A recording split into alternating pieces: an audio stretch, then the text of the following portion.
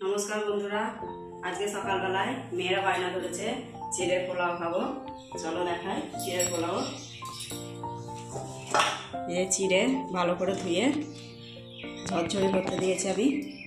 আর এই ঘি কিশমিশ আর কাজু অল্প একটু ভিজাতে দিয়েছি আর সাদা তেল।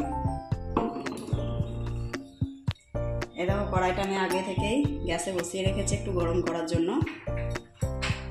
এবারে এর মধ্যে একটু ঘি দিয়ে দিলাম।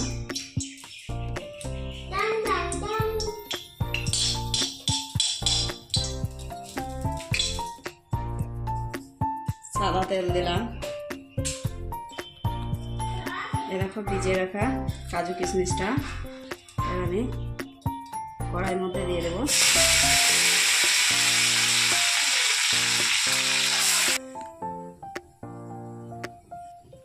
কাজু আর কিশমিশটা দেওয়ার পর একটু ঢাকা দিলাম।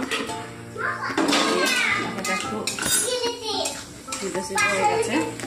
তারপরেই অল্প একটু হলুদ দিয়ে দিলাম তেলে। এবার আমি ভিজিয়ে রাখা চিনিটা দিয়ে দিলাম।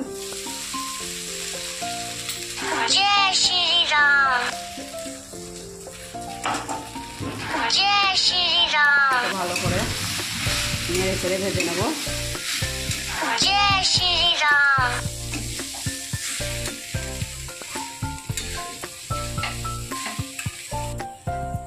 স্বাদ মতো লবণ ছিটিয়ে দিলাম।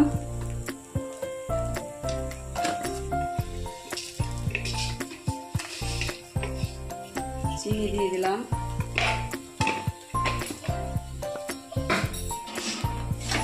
এটা আরো কিছুক্ষণ নেড়ে চেড়ে নেব। চিনিটা ভালোভাবে মাখা হবে।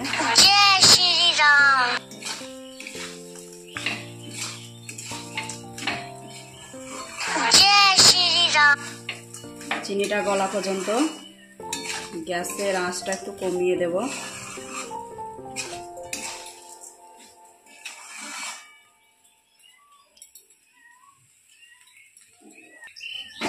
একবার ঢাকা দিয়ে দিলাম, চিনি দানাটা গলবে।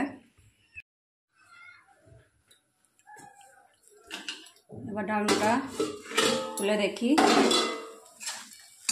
চিনি দানাটা গলে গেছে। এবার নেড়ে চেড়ে নামিয়ে দেব।